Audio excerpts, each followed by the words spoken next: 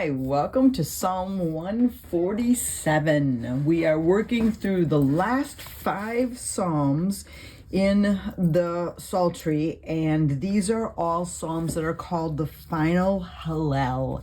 And they all start with praise the Lord, they all end with praise the Lord. And so today we're going to be looking at Psalm 147. So let's look at a verse first, and then we will go right into it.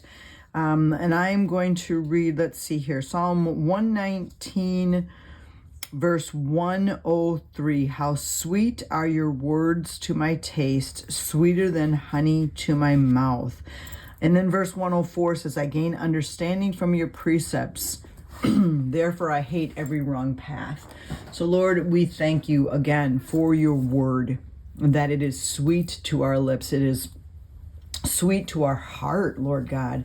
And I pray that as we study today and we look through this again, that we will see your sovereignty and bow and worship you, Lord, because you are worthy. And so we ask for understanding as we read your word. We ask for you to guide us through this. Help us to see you more clearly. In your name, amen. So let's read through Psalm 147. It says this: Praise the Lord, how good it is to sing praises to our God, how pleasant and fitting to praise him. The Lord builds up Jerusalem. He gathers the exiles of Israel. He heals the brokenhearted and binds up their wounds. He determines the number of the stars and calls them each by name. Great is our Lord and mighty in power. His understanding has no limit. The Lord sustains the humble, but casts the wicked to the ground. Sing to the Lord with grateful praise. Make music to our God on the harp. He covers the sky with clouds. He supplies the earth with rain, and he makes grass grow on the hills. He provides food for the cattle and for the young ravens when they call. His pleasure is not in the strength of the horse, nor is delight in the legs of the warrior. The Lord delights in those who fear him, who put their hope in his unfailing love. Extol the Lord, Jerusalem. Praise your God, Zion. He strengthens the bars of the gates and blesses your people within you. He grants peace to your borders and satisfies you with the finest wheat. He sends his command to the earth. His word runs swiftly. He spreads the snow like wool and scatters the frost like ashes. He hurls down his hail like pebbles. Who can withstand his icy blast? He sends his word and melts them. He stirs up his breezes and the waters flow. He has revealed his word to Jacob, his law and decrees to Israel. He has done this for no other nation. They do not know his laws. Praise the Lord. So what we see in this psalm, this really is a psalm that celebrates the sovereignty of God, how he is in control and reigns, and it's kind of categorized. So we're going to see God's sovereign reign over the community of faith, over the believers, and then we're going to see God's sovereignty over creation. And every section goes through both those categories every time. So what we're going to do is we're going to kind of try to categorize things and highlight and label and do all kinds of stuff so that we can kind of look at this psalm in little bunches. So what I'm going to do is I'm going to pull out some of my pens that are different colors so that I can do some categorizing. And I like a couple different kinds of pens. But one pen that I use a lot these are the InkJoy, Papermate InkJoy. These are great. I love using these. Another pen that I've just recently discovered that I love to use in highlighting is their fine liner color graphics. I think these are more for coloring. They're by Marabou, it looks like it says, but I love these because they're super fine line and they don't bleed through. And I have multiple colors of these too. So I love this set too. So I use those a lot when I'm just highlighting things. But today what we're going to do is we're going to kind of categorize things and be able to look at that. So the first section we're going to look at is verses 1 through 6. So 1 through 6 is the first section. And this is basically, we saw this invitation to sing, how good it is to sing praises. So each section is like an invitation. So that's the first thing we're going to write is, this is an invitation. And this section is the invitation to sing. And we saw that right here in the sing praises. So I'm going to label it like that so that helps me. Then we're going to look at why. What are the reasons for this invitation? And it's because of who our God is, right? It is good. It's good to praise him. It's pleasant to praise him. And it's fitting to praise him. So here's our invitation to praise him, but then it's just telling us it's good and it's pleasant. It's wonderful, right? To praise him. And then what it's going to do is it's going to walk through, as we talked about before, God's actions towards the community of faith. So we're going to look at God's actions in history on behalf of the community of faith, and then we're going to look at God's actions in all creation. So I think what I'm going to do is come over here and write those things in the colors that I'm going to use so that I can see that. So I'm going to use this orange, and I'm going to write so that I know that in orange, this is what it's going to be. We're going to look at God's actions in history. Okay, and this is on behalf of the community of faith. So whenever I see that, I'm going to highlight that in this orange. And then whenever I see God's actions, ooh, this is much darker, God's actions in all creation, I'm going to use this color. Okay, so stark difference there. So I'll use those two colors. So that'll help us as we're seeing this. Okay, so let's look at the first part. The Lord builds up Jerusalem. He gathers the exiles of Israel. That's God's actions, right, on behalf of the community of faith. So I'm just going to underline. So he builds up Jerusalem. He gathers the exiles of Israel. So he's bringing them back home, right? He heals the brokenhearted. He binds up their wounds. So there's where we see God's actions towards the community of faith, right? He's gathering them up. He's healing them. And then it says he determines the number of stars. Now that's God's actions in creation.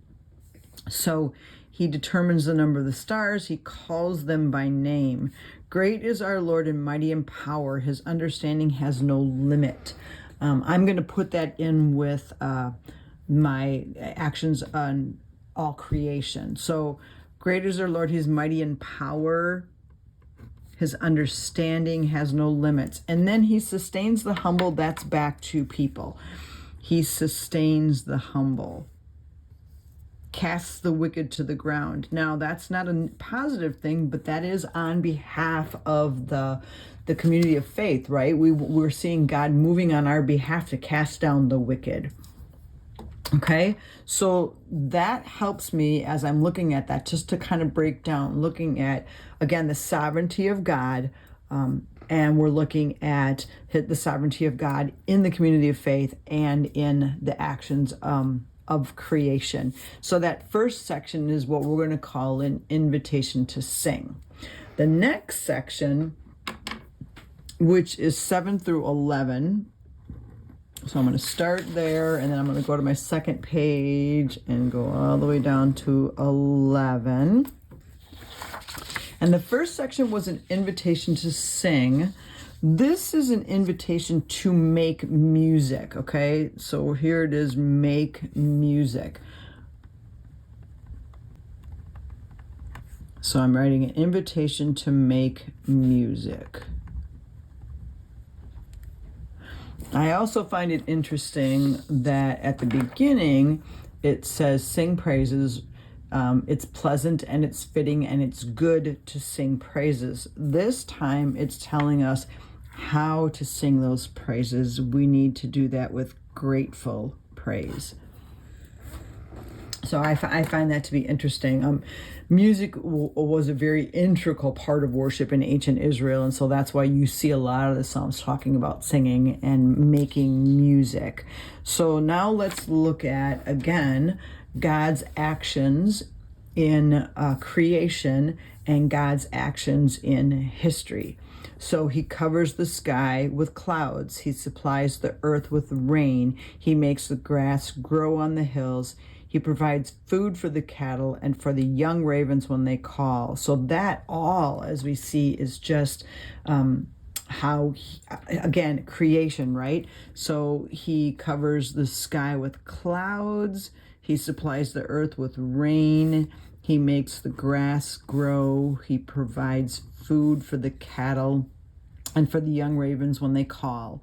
Then the next section, his pleasure is not in the strength of horse, nor his delight in the legs of warriors. The Lord delights in those who fear him. There's his actions on behalf of the community of faith, right? Knowing that our God delights in us, not in the strength of man or in the strength of horses, but he takes delight in those who fear him, and who put their hope in his unfailing love. And that unfailing love, again, is that word hesed that we see all the time in the Psalms.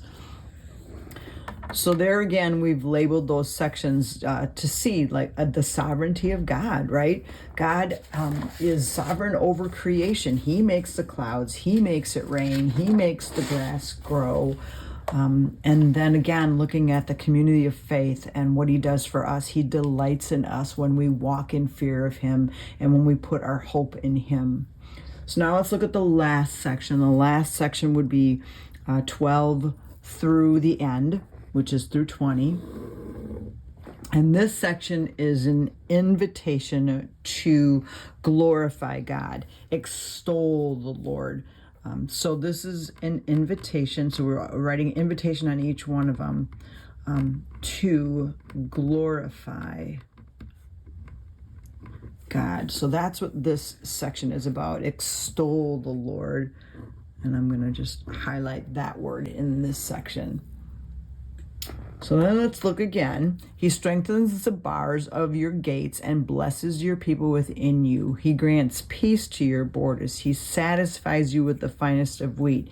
So what is that? That is all what he does on behalf of human beings, right? He's strengthening the bars of their gates so that they're safe in their city. And he's blessing the people. He grants peace to your borders, again, for the people. He satisfies you with the finest of wheat. That's that he's feeding you again. So those are what God does for the community of faith. And then it says he sends his command to the earth. His word runs swiftly. He spreads the snow like wool, scatters the frost like ashes. So now we're back into his command over creation. Not sure what this means when it says it sends his command to the earth, but I think it's just, again, that talking about him being in control of the earth. He spreads the snow. He scatters the frost. He hurls down the hail. So there again is God's sovereignty over the physical earth. Let's see here. Who can stand his icy blast? So there again is God over the world, right? He sends his word and melts them. He stirs up his breezes and the waters flow. So that's all part of creation. Again, God being sovereign over creation. He has revealed his word to Jacob, his laws and decrees to Israel. Now we're talking about his actions towards the community of faith. He's revealing his word to us. His laws and his decrees, he's revealing that to us, right? He has done this for no other nation.